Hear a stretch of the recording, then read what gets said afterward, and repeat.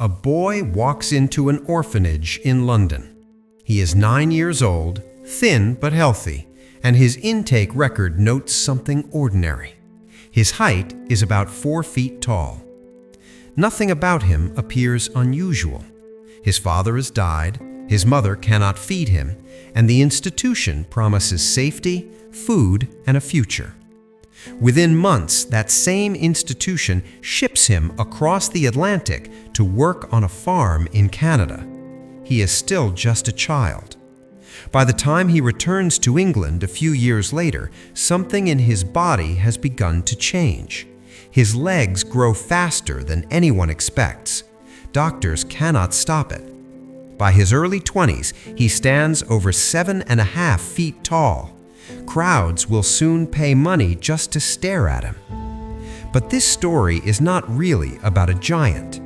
It is about what happens when a child without protection becomes valuable to a system that sees bodies as commodities.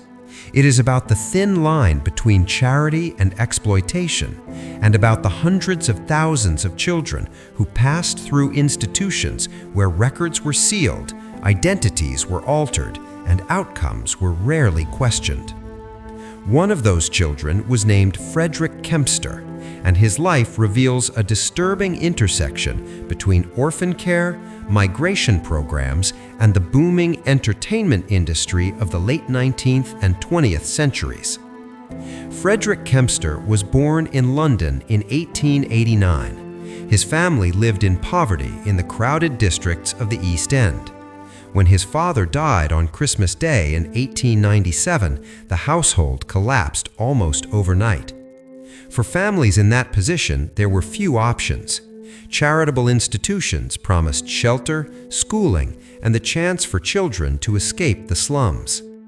Frederick entered a home operated by the organization founded by Dr. Thomas Barnardo, a famous Victorian philanthropist whose network of orphanages claimed to rescue destitute children from the streets. At first, nothing about Frederick's case seemed unusual. Barnardo's homes processed thousands of children every year. Many of them were sent overseas through what later became known as the British Home Children Migration Scheme.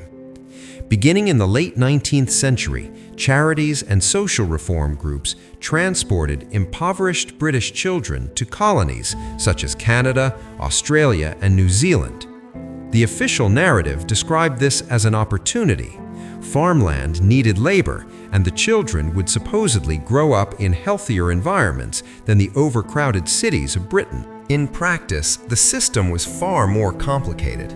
Between 1869 and the mid-20th century, more than 100,000 British children were sent to Canada alone. Barnardo's organization was responsible for roughly 30,000 of those placements. Some children did find stable homes. Others were used as farm laborers, domestic servants, or general household workers. Many were separated permanently from their families with little chance of reunion. Frederick was among the children shipped to Canada. At 9 years old, he crossed the Atlantic and was placed with farmers who expected him to work. There was little supervision once the children were distributed across rural communities. Records were inconsistent and inspections were rare. The system assumed that discipline and labor would transform poor urban children into productive colonial citizens. When Frederick eventually returned to England as a teenager, observers noticed something striking. His body had begun growing at an extraordinary rate. Medical historians now believe he suffered from pituitary gigantism, a rare condition caused by a tumor in the pituitary gland that produces excessive growth hormone during childhood. Children with this disorder appear normal at birth, then their growth accelerates dramatically. Frederick's height soon surpassed everyone around him. By his early 20s, he stood around 7 feet 9 inches tall. That made him one of the tallest men in Britain at the time. The condition was not only unusual, but physically difficult. Gigantism often causes joint problems, pain, and reduced life expectancy. Yet in the early 20th century, medical treatment was extremely limited. What happened next illustrates how unusual bodies could be transformed into public spectacle. In 1911, Britain celebrated the coronation of King George V. Public events and exhibitions were organized across the country. One of them was a gathering of unusually tall performers, sometimes described as a parade of giants. The event took place at the famous Crystal Palace exhibition complex in London. Frederick Kempster was presented to the public there as the largest boy in Britain. The exposure changed his life. Circus promoters and sideshow managers were always searching for performers who could attract audiences. A man nearly 8 feet tall was impossible to ignore. Soon after the exhibition, Frederick was recruited into traveling entertainment circuits. These circuits operated across Britain, Europe, and North America. Performers with unusual physical traits were often marketed under dramatic stage names and exaggerated descriptions. Frederick began touring under names like Frederick the Great or Teddy Bobs. Advertisements sometimes claimed he was 8 feet 4 inches tall, or even 8 feet 8. Those measurements were inflated, but exaggeration was standard practice in the sideshow industry. Posters, photographs, and stage introductions turned real people into mythic curiosities. The crowds came to look. For Frederick, the work offered income and a strange form of fame, yet it also meant living constantly under public scrutiny.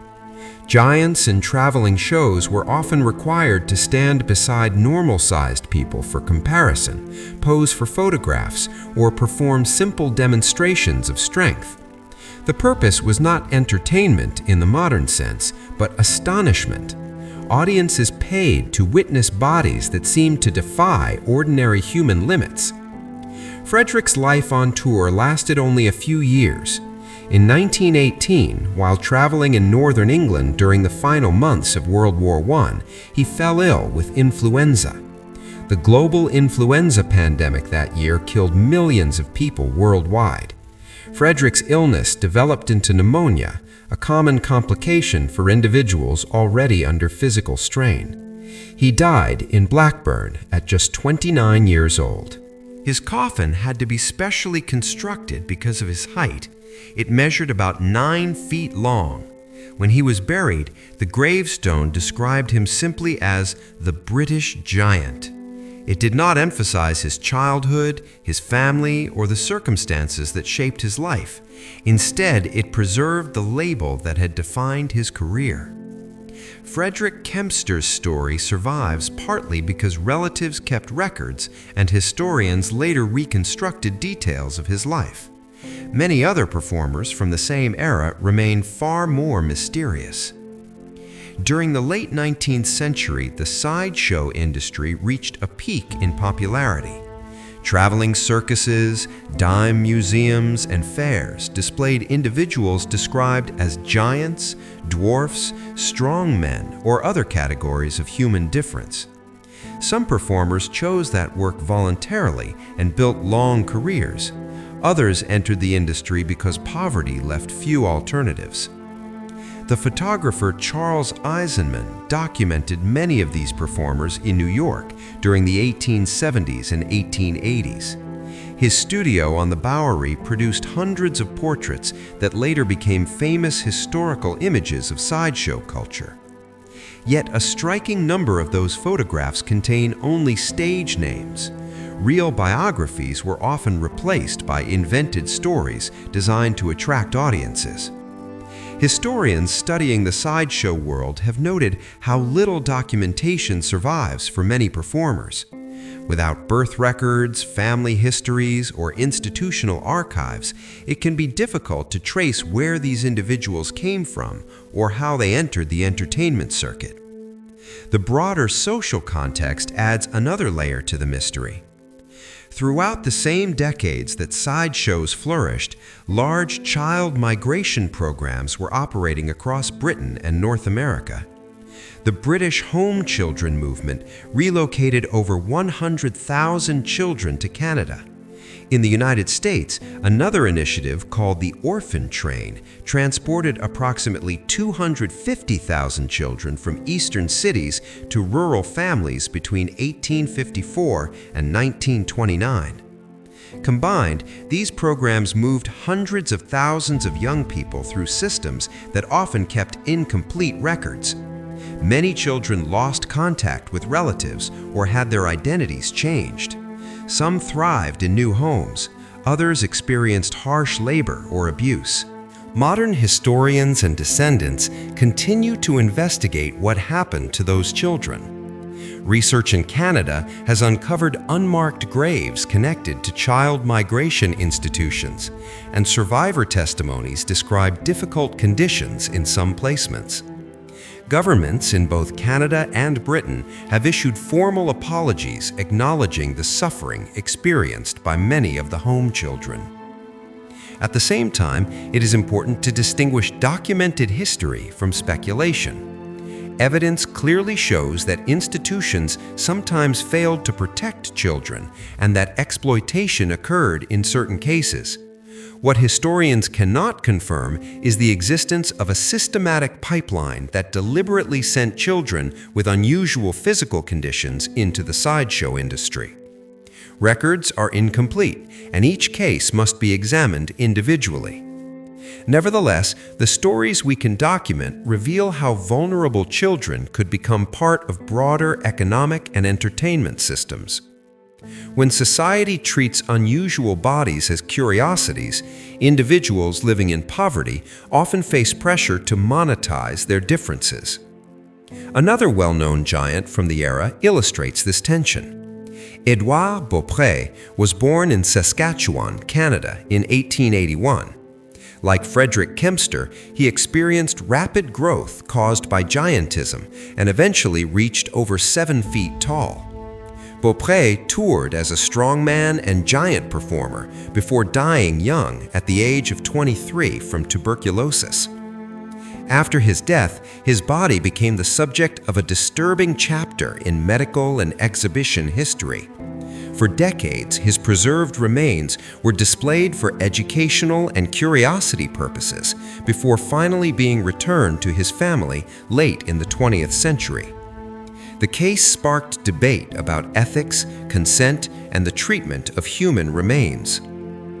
Earlier centuries contained similar controversies. The 18th century Irish giant Charles Byrne famously begged to be buried at sea to prevent doctors from studying his body. After his death in 1783, the surgeon John Hunter obtained the skeleton anyway. It remained displayed in a medical museum for more than 200 years before being removed from public exhibition in the 21st century following sustained criticism.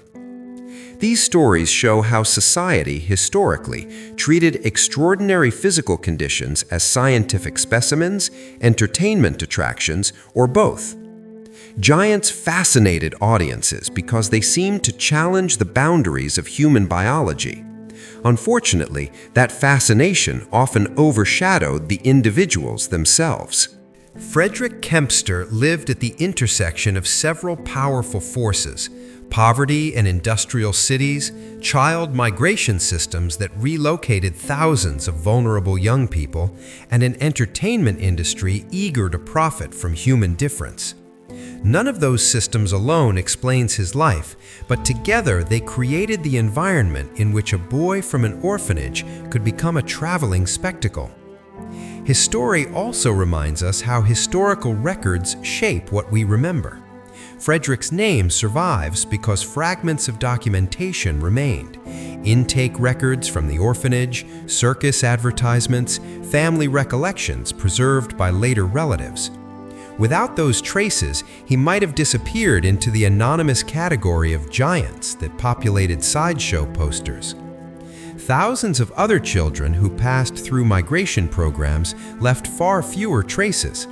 Descendants searching family histories sometimes encounter gaps where names changed or records stopped. Historians continue working through archives to reconstruct those lives piece by piece. Today, Frederick Kempster is remembered not only as one of Britain's tallest men, but also as a symbol